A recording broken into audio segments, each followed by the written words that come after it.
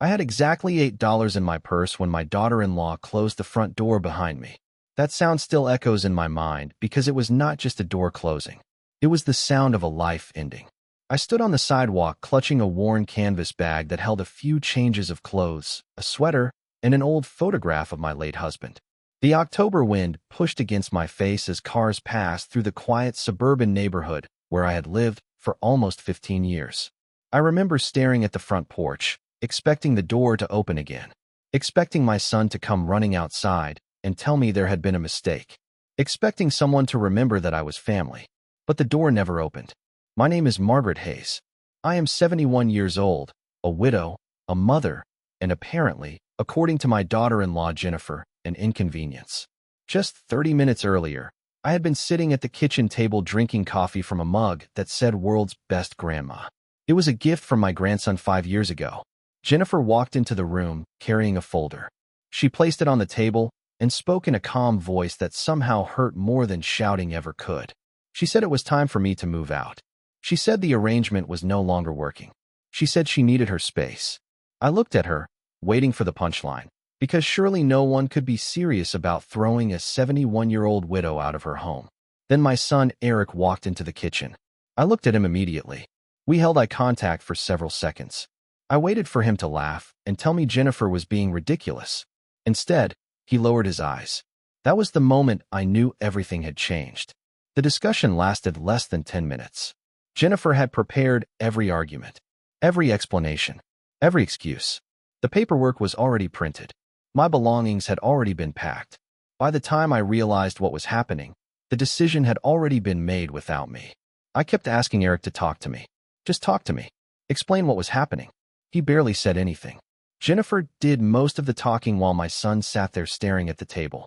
Eventually I gathered my things and walked out the front door because I refused to beg to stay in a place where I was no longer wanted. Pride can be expensive, but sometimes it is all a person has left. Standing on that sidewalk, I opened my purse and counted my money. $5. 6. 7. 8. That was it. $8 and a few coins. I almost laughed because the number seemed absurd. I had spent 40 years helping build a family. I had worked double shifts when Eric was young. I had skipped vacations, delayed retirement, sacrificed countless things so my son could have opportunities one never had. Yet somehow my entire financial situation had been reduced to $8 and loose change. The sky grew darker as afternoon turned into evening. I knew I needed a plan. The problem was that every plan required money. A hotel room was impossible. Most of my savings had disappeared after medical bills from my husband's final illness. The little money I still had was tied up in accounts I could not immediately access. Jennifer knew that. Looking back, I think she counted on it. I started walking because standing still made me feel helpless. The neighborhood looked beautiful. Well-kept lawns, American flags hanging from porches, children riding bicycles, dogs barking behind fences. Normal life continued all around me while mine collapsed one step at a time. I eventually reached a small shopping center about a mile away. My legs ached. My shoulders hurt from carrying the bag. I sat on a bench outside a pharmacy and watched people come and go. Nobody paid attention to the older woman sitting alone. That is one thing people do not tell you about growing older. You become invisible. Hours passed. The temperature dropped. I bought a small bottle of water because I knew I needed to make the $8 last as long as possible. $7.12 remained. I remember staring at the receipt as if it represented some kind of personal failure. Around 7 o'clock, my phone buzzed. For one hopeful second, I thought it might be Eric. Instead, it was a bank notification. No missed calls. No messages. No apology. Nothing. I looked up at the darkening sky and suddenly thought about my husband, Frank. He had been gone for 4 years. Frank used to tell me that hard times reveal people's true character. At the time, I always assumed he meant strangers. I never imagined he might have been talking about family. Tears filled my eyes, but I refused to let them fall. Not there. Not on that bench. Not while people walked past carrying shopping bags and living ordinary lives. I still had my dignity. Nobody could take that unless I gave it away. By 9 o'clock, I realized I needed somewhere safe to spend the night. The truth was terrifying. I had no idea where that place would be. Then I remembered something. A park about 2 miles away. It was not much, but it had covered picnic shelters and security patrols. Years earlier, Frank and I used to walk there every Sunday afternoon. It was the last place in the city where I still felt connected to him. I stood up, adjusted the strap of my bag, and started walking. The streetlights flickered on one by one as I moved through the cool autumn evening. Cars passed. People hurried home for dinner. Somewhere behind me, my son and daughter-in-law were probably sitting in the same dining room where I had spent countless holidays cooking meals for the family. The thought hurt, but it also strengthened my resolve. Because for the first time all day, I understood something important. They had taken my home. They had taken my security. They had even left me with only $8. But they had not taken my ability to keep moving forward. And as I approached the entrance to the park beneath the glow of the streetlights, I had no idea that the worst day of my life was about to lead me toward a truth Jennifer never wanted me to discover. The park looked different at night than it did during the afternoons Frank and I used to spend there. Back then it was filled with children chasing soccer balls, couples walking hand in hand, and retirees feeding ducks near the pond. Now it felt quiet and unfamiliar. The picnic shelter stood beneath a cluster of tall oak trees, illuminated by a single overhead light that cast long shadows across the concrete floor.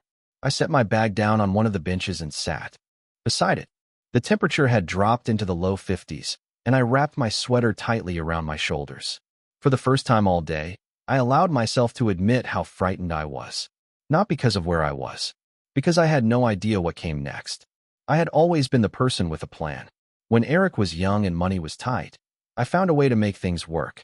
When Frank lost his job during a recession, we adjusted and survived. When medical bills began arriving during his illness, I organized every payment and every appointment. I solved problems. That was what I did. But sitting alone beneath that shelter, I realized I had never prepared for my own family deciding they no longer wanted me. I looked around at the empty park and thought about the life I used to have. Frank and I had been married for 46 years. We were not wealthy. We were not perfect. But we built a good life together. We raised Eric in a modest house on a quiet street. We attended every school play, every baseball game, every graduation ceremony. I still remembered the day he left for college. I cried all the way home because I missed him before he was even gone. Frank laughed and told me I would survive. He was right. Parents always survive. Or at least they try to. A cold breeze moved through the trees above me. I glanced at my phone. 10:30 at night. Still nothing from Eric. No text message. No voicemail. No explanation. That silence hurt more than Jennifer's words. Jennifer and I had never been especially close. We were polite, friendly when necessary, but there was always a distance between us. Looking back, I wondered if I had ignored warning signs. Small moments that seemed insignificant at the time. The way she rolled her eyes when I offered help. The way she spoke about older people as if they belonged to another world. The way she always referred to the house as her house, even though Frank and I had helped pay for it years earlier when Eric and Jennifer struggled financially. At the time, I dismissed those things. Families require patience, I told myself. Families require understanding. Now I sat alone in a public park wondering whether patience had simply made me easier to remove. Around midnight, headlights appeared in the distance as a security vehicle slowly drove through the park. The officer nodded politely when he saw me and continued along the path. I felt oddly grateful for the simple acknowledgement. It reminded me that I still existed, that I was still a person. The hours passed slowly after that. I dozed for short periods, but never truly slept. Every unfamiliar sound pulled me awake. A rustling branch, a distant car door, the wind moving through leaves. By 4 a.m, I gave up trying to rest and simply watched the darkness fade. Dawn arrived gradually. The sky shifted from black to deep blue and finally to pale gray. Birds began singing from the trees overhead. A few early joggers appeared along the walking trail. One older gentleman smiled and waved as he passed. I smiled back. He had no idea that I had spent the night there. To him, I probably looked like any other retiree enjoying an early morning in the park. The thought almost made me laugh. Around 7 o'clock, hunger became impossible to ignore. The bottle of water I purchased the previous evening was nearly empty. I checked my purse. $7.12. That was my entire world. I stood and stretched my stiff legs before leaving the shelter. Across the street from the park sat a small diner I vaguely remembered from years ago. The sign looked older than I remembered. So did the building. But the parking lot already contained several pickup trucks and work vans. That usually meant affordable food. I crossed the street slowly and stepped inside. The smell of coffee and bacon immediately filled the air. For a moment, I simply stood there, overwhelmed by how comforting ordinary things could feel after a difficult night. A waitress greeted me with a warm smile and led me to a booth near the window. I opened the menu and studied the prices carefully. Every decision mattered now. Every dollar mattered. Eventually, I settled on the cheapest breakfast available. As I waited, I watched people come and go. Construction workers, retirees, young parents with children, normal lives unfolding around me. I wondered how many of them carried invisible burdens of their own. The waitress returned with coffee and paused beside the table. "You doing okay this morning, honey?" The question seemed simple, yet something in her voice told me she genuinely wanted to know the answer. I forced a smile. "I have had better days." She nodded as if she understood more than I had said. Then she quietly placed a folded receipt on the table and walked away. Confused, I opened it. My breakfast had already been paid for. Beneath the total was a handwritten note. "Everybody needs a little kindness sometimes." I looked toward the counter, but the waitress was already helping another customer. Suddenly my eyes filled with tears. Not because of the meal, because after the longest night of my life, a complete stranger had shown me more compassion than my own family. And as I sat there staring at that note, I had no idea that this small diner was about to become the place where everything started to change. For the first time in nearly 24 hours, I felt warm. Not because of the coffee or the breakfast, because someone had treated me like I mattered. I sat in that booth holding the small handwritten note while the sounds of the diner continued around me. Plates clattered. Conversations drifted through the room. The door opened and closed as customers came and went. Ordinary sounds. Ordinary people. Yet somehow that little diner felt safer than the house I had been forced to leave. I folded the note carefully and placed it inside my purse. Something told me I would keep it for a long time. A few minutes later, the waitress returned carrying a coffee pot. She refilled my cup and smiled. "You look a little better now." I smiled back. "I think I do." She introduced herself as Carol. She appeared to be in her early 60s, with kind eyes and the calm confidence that comes from surviving difficult things. We talked for a few minutes. Nothing dramatic, just small conversation. Where I was from, how long I had lived in town, whether I had family nearby. When she asked the last question, I hesitated. Then I answered honestly. "I do." Or at least I thought I did. Something in my expression must have told her more than my words did. She nodded, slowly, and did not press further. That simple act of respect almost made me cry again. After losing so much, it was amazing how comforting basic kindness could feel.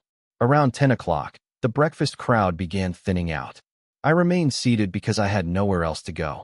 Eventually, Carol approached again. "Margaret, can I ask you something?" "Of course. Do you have a place to stay tonight?" I looked down at my coffee cup. "Not yet." She nodded as though she already knew the answer. Then she glanced toward the kitchen before lowering her voice.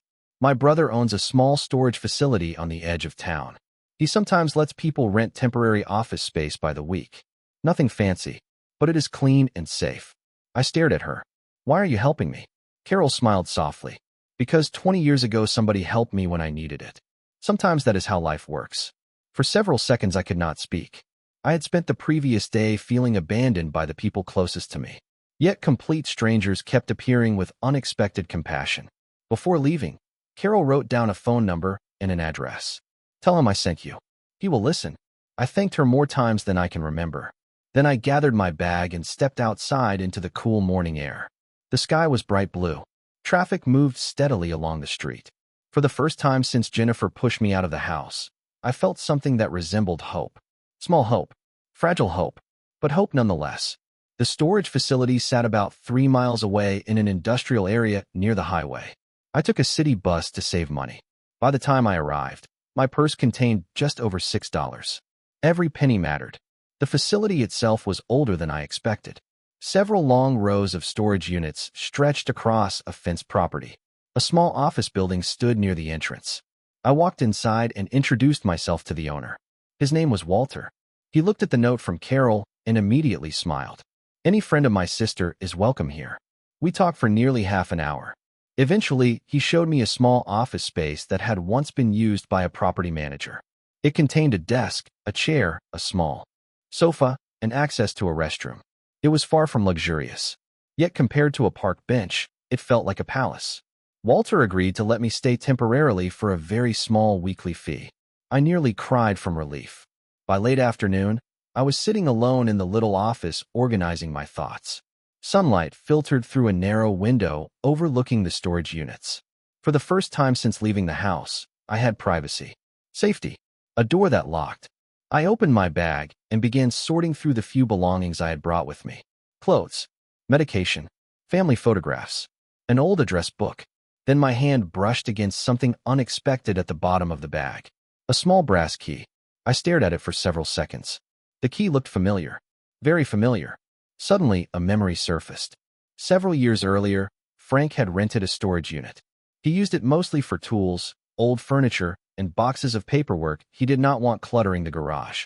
After his death, I completely forgot about it. I sat upright. Walter. I walked quickly to the office and asked if they still had records going back several years. He checked the computer system. After a few minutes, he looked up. Unit B, 117. The rental remained active until about 8 months ago. My heart began beating faster. What happened to the contents? Walter frowned. According to the records, the account holder prepaid for several years before closing the unit. Most items were removed. Then he paused. Not everything. I felt a strange sensation deep in my stomach. A mixture of curiosity and anticipation. Walter led me down a long row of storage units near the back of the property. Eventually, we stopped in front of a faded blue door marked B, 117. I looked down at the brass key in my hand. The shape matched the lock perfectly. For a moment, neither of us spoke. Then I slowly inserted the key. It turned without resistance. The metal door rattled as I lifted it upward. Dust floated through a beam of sunlight streaming into the unit. Most of the space was empty exactly as Walter described. But one object remained. A large sealed envelope resting alone on top of an old wooden chest.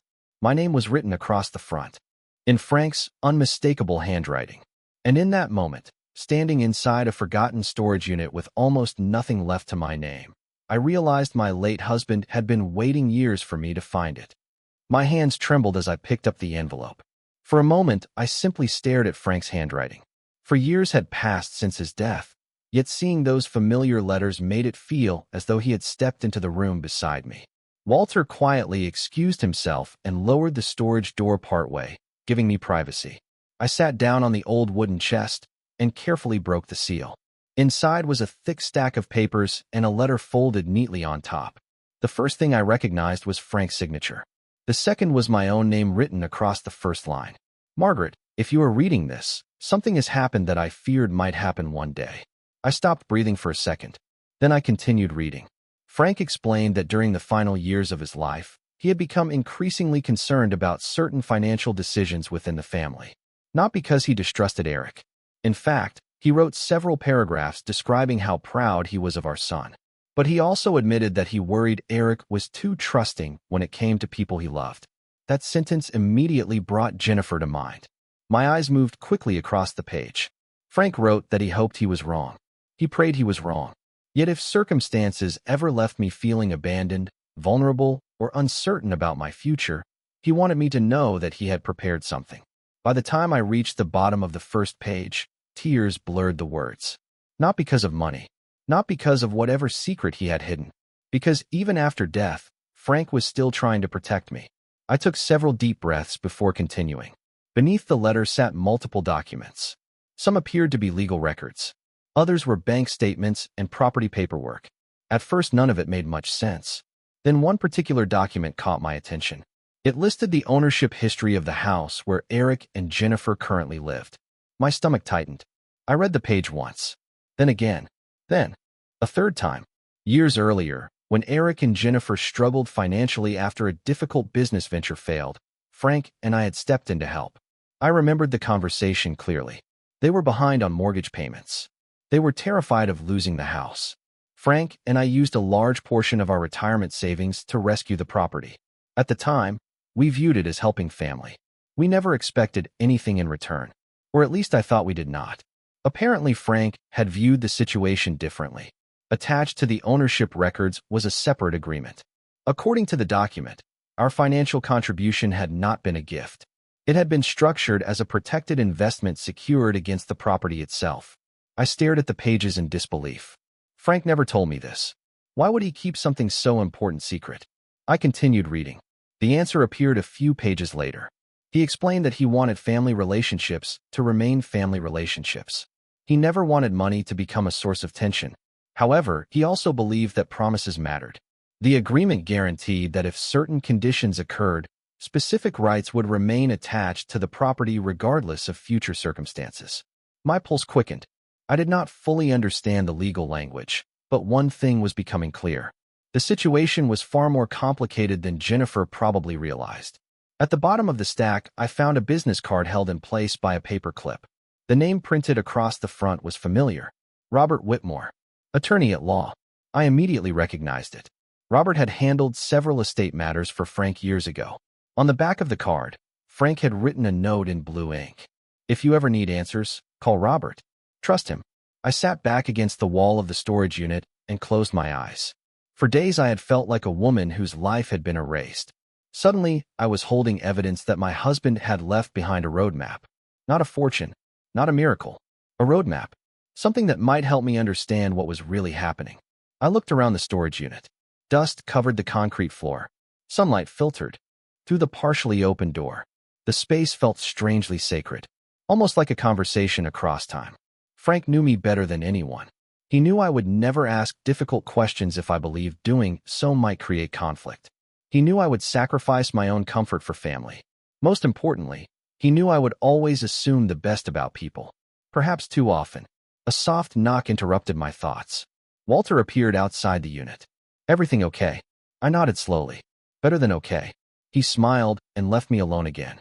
I spent the next 2 hours reviewing every page. Some documents related to financial accounts. Others referenced property records and legal protections. Nothing suggested immediate wealth. Nothing promised easy solutions. But together, they painted a picture that completely contradicted the story Jennifer had presented. According to her, I was a burden with nowhere else to go. According to Frank's documents, I still had rights. Questions. Options. By late afternoon, I carefully returned everything to the envelope and carried it back to the small office space Walter had provided. The sun was beginning to set outside the window. For the first time since leaving the house, I felt something stronger than hope. I felt curiosity. Why had Jennifer been so eager to push me out? Why now? Why with such urgency? If the house truly belonged entirely to them, there would have been no reason to rush. No reason to avoid conversations. No reason to keep me uninformed. Unless there was something she did not want me to discover. That night I sat at the small desk staring at Robert Whitmore's business card. My finger rested on the telephone number printed beneath his name. Frank had trusted him. Frank had left him as part of this trail. Eventually, I picked up my phone and entered the number into my contacts. It was too late to call. That would have to wait until morning. But as I prepared to sleep on the small sofa, one thought kept repeating in my mind. Jennifer believed she had pushed me out of the story. What she did not know was that she had accidentally pushed me toward the very answers Frank wanted me to find. The next morning I woke before sunrise. For a few seconds I forgot where I was. Then I opened my eyes and saw the narrow office window, the small sofa, and the stack of documents resting neatly on the desk. Reality returned immediately, yet something felt different. The fear that had followed me since leaving the house was no longer controlling every thought. In its place was determination. Frank had left me answers. Maybe not all of them, but enough to take the next step. At exactly 8 o'clock, I dialed Robert Whitmore's number. My hands were steady this time.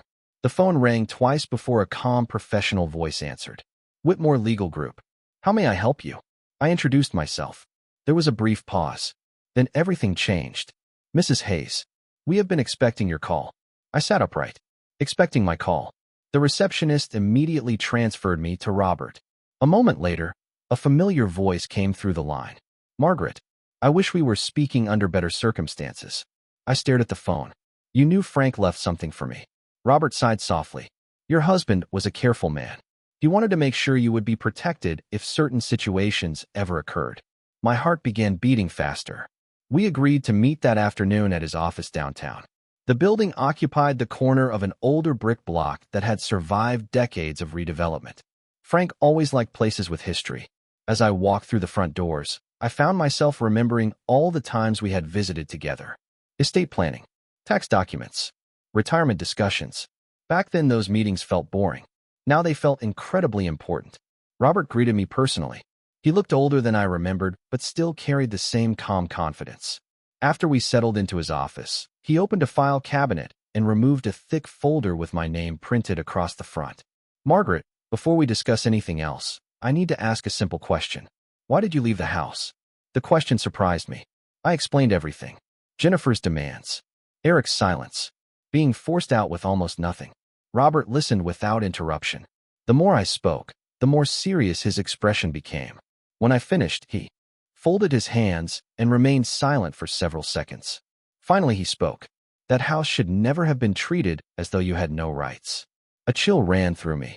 What exactly does that mean? Robert opened the folder. Years ago, when you and Frank helped Eric and Jennifer keep that property, specific legal protections were established. Your husband insisted upon them. He pointed to several documents.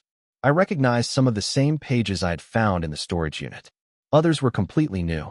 According to the agreement, Frank and I retained a secured interest in the property.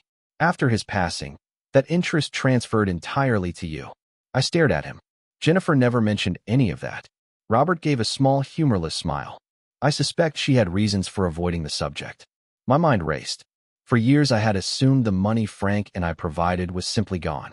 A sacrifice made for family. Yet apparently it had never disappeared at all. It remained tied to the property through agreements Jennifer and Eric had willingly signed. Why did nobody tell me? Robert leaned back in his chair. Frank specifically instructed me not to involve you unless circumstances required it. He believed family relationships would remain healthy. He hoped these documents would never become necessary. Unfortunately, circumstances changed. The room fell quiet. Through the office window, I could see people moving along the sidewalk below. Ordinary lives. Ordinary problems. Meanwhile, my entire understanding of the past week continued shifting beneath my feet. Robert turned another page. There is something else you should know. I braced myself. Several months ago, inquiries were made regarding the property. My stomach tightened. What kind of inquiries? Potential refinancing. Ownership reviews. Documentation requests. None of that is unusual by itself. What concerned me was who initiated them. I already knew the answer before he said it. Jennifer. Robert nodded. She appeared very interested in determining exactly what rights remained attached to the property. A strange feeling settled over me. Suddenly, Jennifer's urgency made far more sense. Her insistence that I leave. Her refusal to discuss details. Her determination to remove me from the house quickly. It was not simply about space. It was not simply about family tension. She knew something, or at least suspected something. Robert continued. Based on the timing, I believe she was attempting to simplify ownership matters before pursuing other financial plans. Such as, he hesitated, selling the property. For several seconds I could not speak. The house contained decades of memories. Family holidays, birthday parties, grandchildren opening presents on Christmas morning. Yet to Jennifer, it appeared to be something else entirely. An asset, an opportunity, a transaction. Robert closed the folder. Margaret, I cannot tell you what decisions to make. But I can tell you this. You have significantly more legal standing than anyone led you to believe. For the first time since entering his office, I smiled. Not because I wanted revenge, because I finally understood something important. I was never as powerless as Jennifer wanted me to think. When our meeting ended, Robert handed me copies of several documents and his direct phone number. As I stepped back onto the sidewalk, the afternoon sun felt warmer than it had in days. I was still living in a borrowed office. I still had very little money. My relationship with my son remained fractured. None of those realities had changed. Yet another reality had changed completely. The story Jennifer told depended on me remaining confused, depended on me remaining isolated, depended on me believing I had nowhere to turn. As I walked toward the bus stop, my phone suddenly buzzed.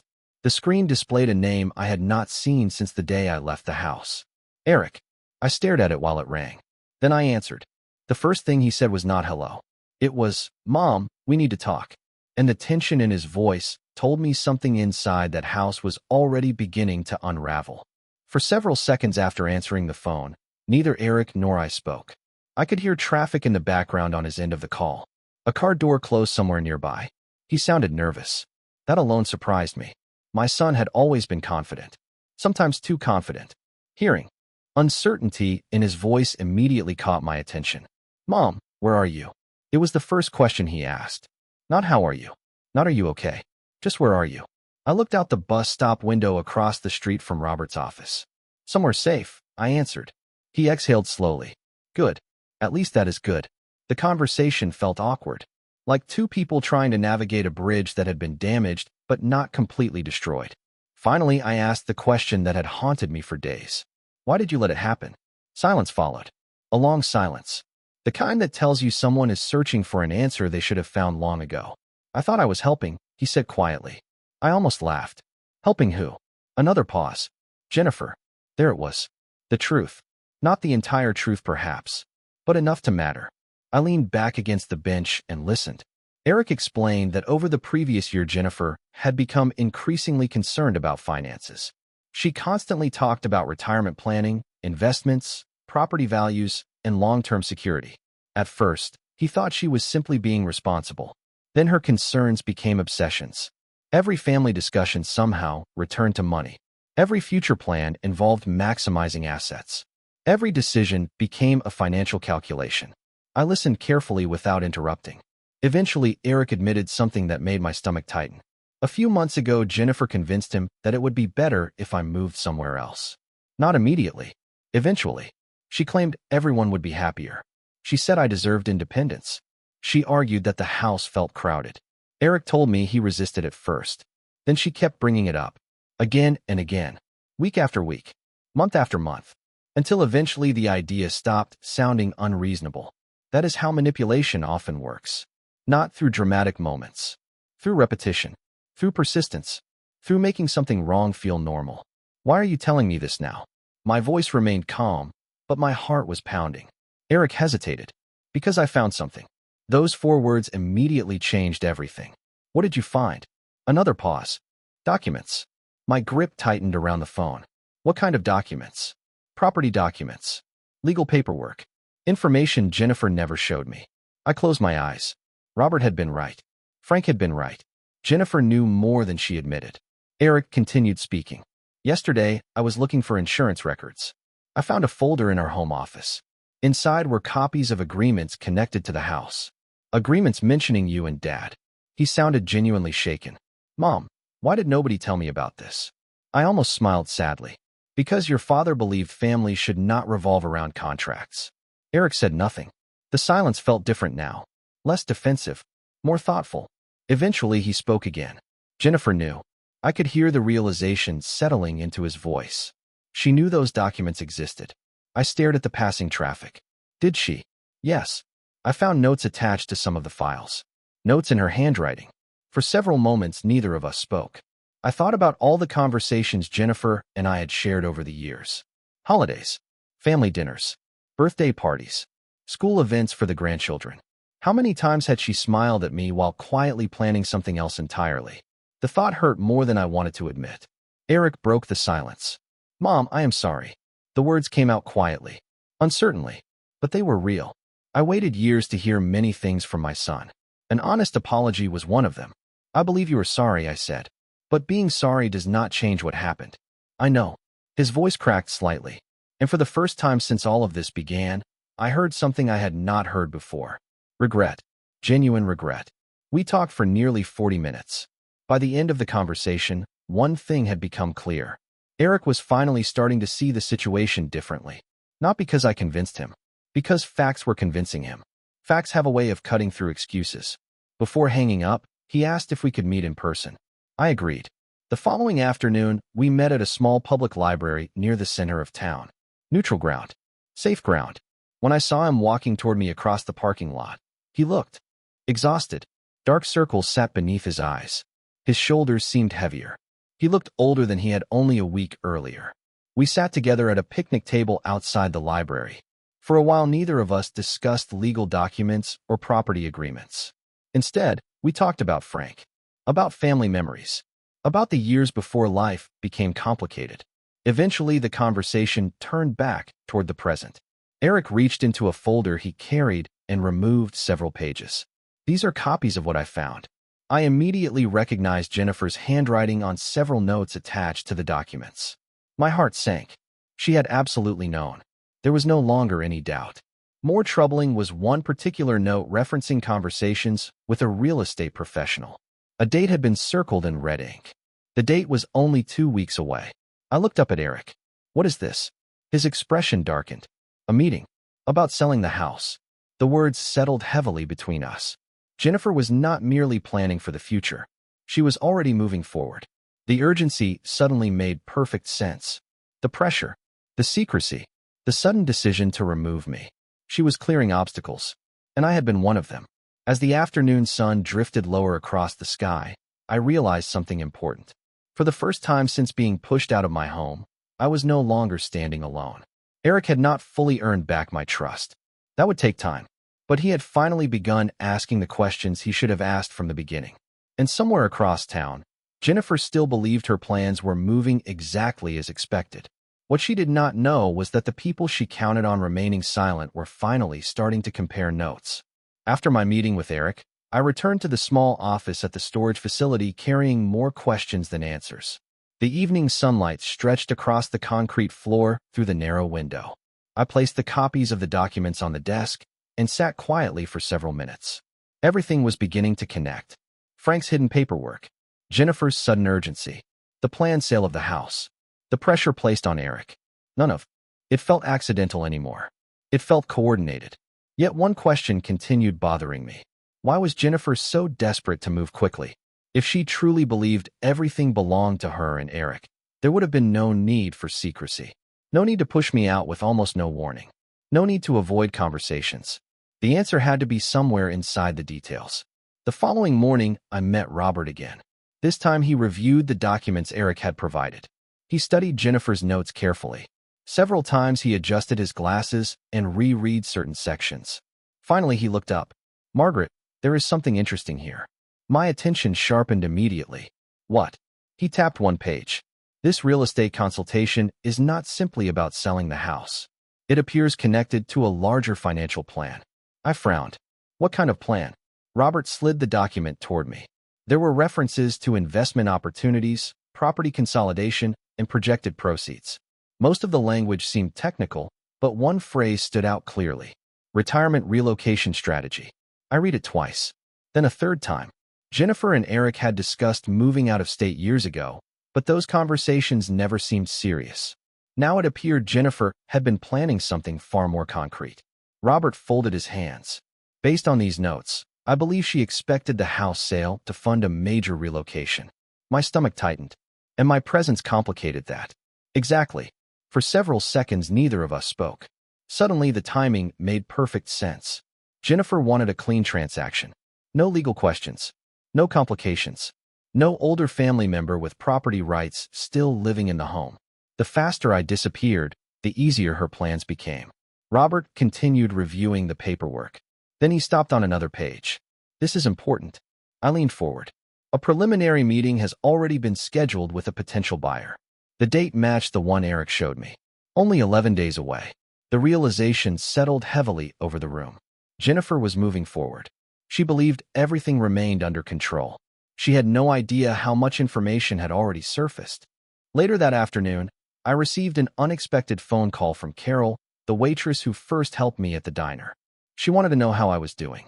The simple kindness warmed my heart. We talked for nearly 20 minutes. Before ending the call, she mentioned something surprising. "You are not going to believe who came into the diner yesterday." I smiled. "Who?" "A woman asking questions about you." My smile disappeared immediately. "Questions? What kind of questions?" Carol hesitated. "Nothing too direct. She asked if you had been there recently. Asked whether anyone had helped you. Asked whether I knew where you were staying." My pulse quickened. Did she identify herself? Carol sighed. "She did not have to. I recognized her from photographs you showed me." "Jennifer." I stared out the office window. The parking lot outside suddenly felt very quiet. Why would Jennifer be looking for me now? Carol asked the same question. I did not tell her anything. "Thank you." "You are welcome, honey. But be careful." Something about that visit did not feel right. After hanging up, I sat motionless for several minutes. Jennifer searching for me changed everything. If she truly believed she had done nothing wrong, there would be no reason to track me down. Unless circumstances were changing. Unless she had discovered something herself. That evening, Eric called again. This time he sounded more agitated than before. Mom, we need to meet tomorrow. What happened? Jennifer knows I found the documents.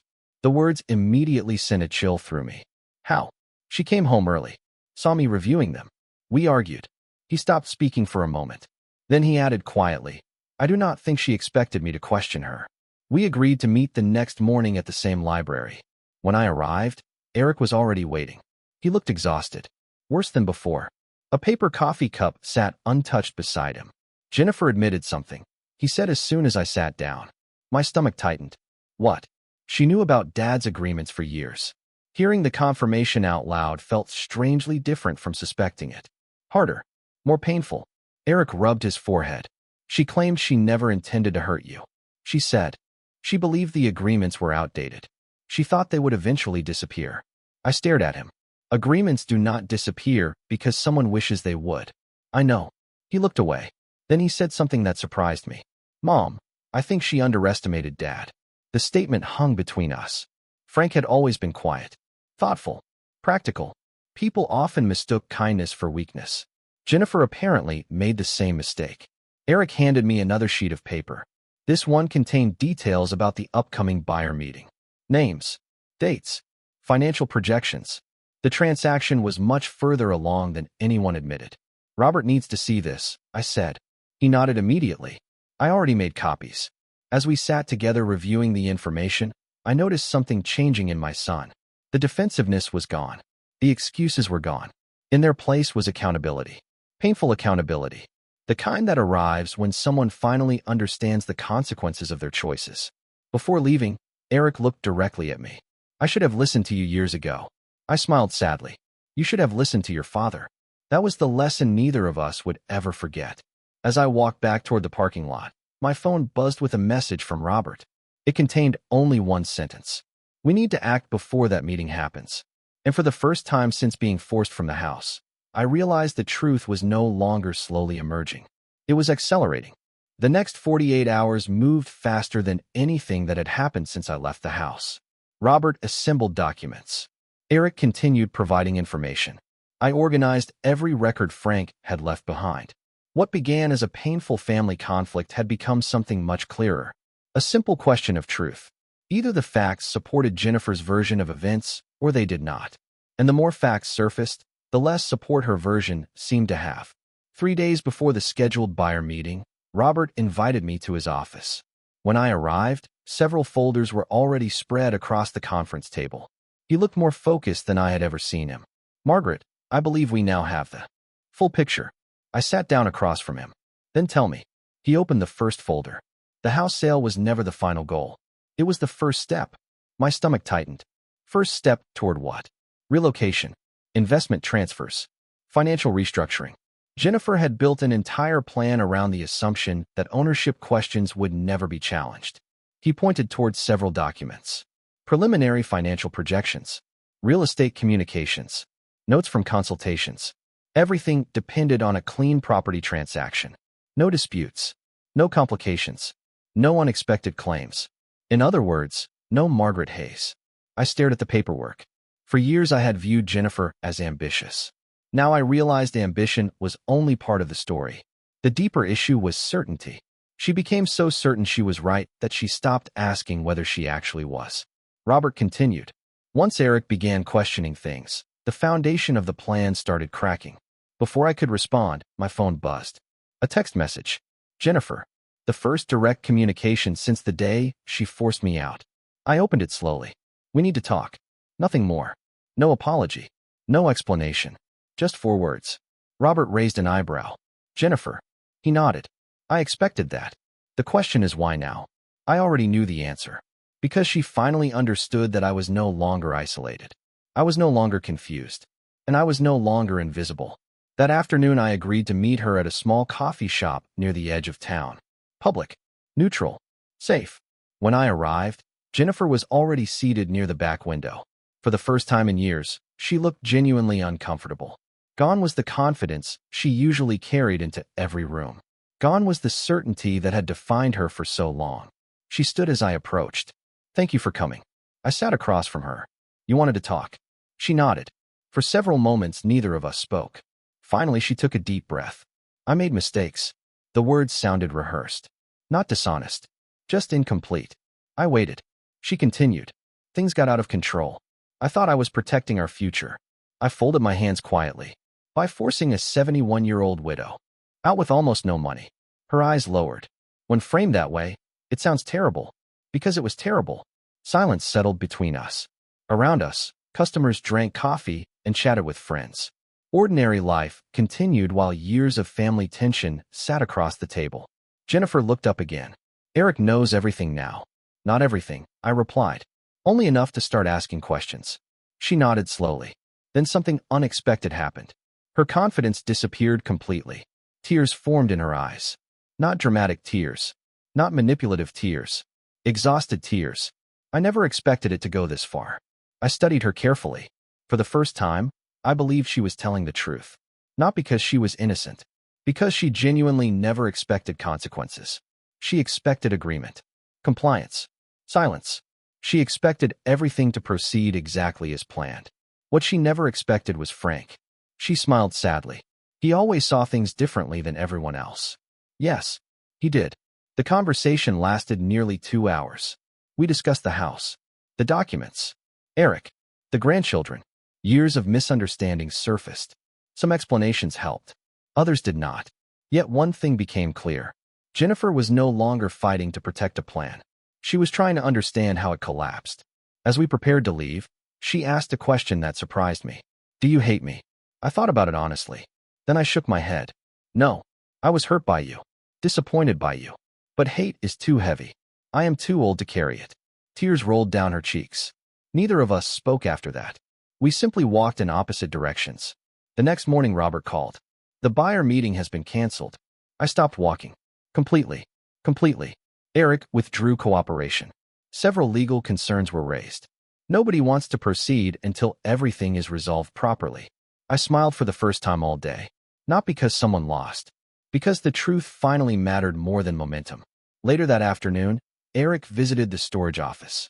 We sat together for nearly an hour discussing next steps. His voice carried a different tone now.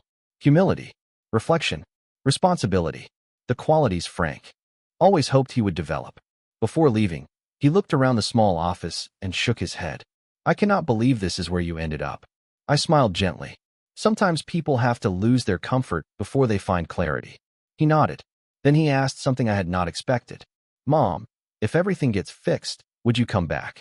The question lingered in the air between us. A week earlier I would have answered immediately. Now I was not so sure. Because during the days after losing everything, something strange had happened. I had started finding myself again. And as I looked out the window toward the rows of storage units glowing beneath the late afternoon sun, I realized the ending of this story might be very different from what everyone expected. The weeks that followed felt strangely peaceful. Not because every problem disappeared. Not because every relationship healed overnight. Real life rarely works that way. Instead, peace arrived because the truth no longer needed to hide. The legal questions surrounding the house were resolved through proper channels. Documents were reviewed. Agreements were honored. Assumptions were replaced by facts. For the first time in a very long time, everyone involved was working from the same reality. Robert handled most of the details. Eric cooperated fully. Even Jennifer stopped resisting the process. Once the facts became impossible to ignore, fighting them no longer made sense. One afternoon, about 6 weeks after our conversation at the coffee shop, I received an invitation to meet with Eric and Jennifer at the house. The house. Even hearing the words stirred complicated emotions. For days I debated whether to go. Eventually, I decided that avoiding difficult places only gives them power. So on a bright Saturday morning, I drove there. As I stepped out of my car, memories rushed toward me from every direction.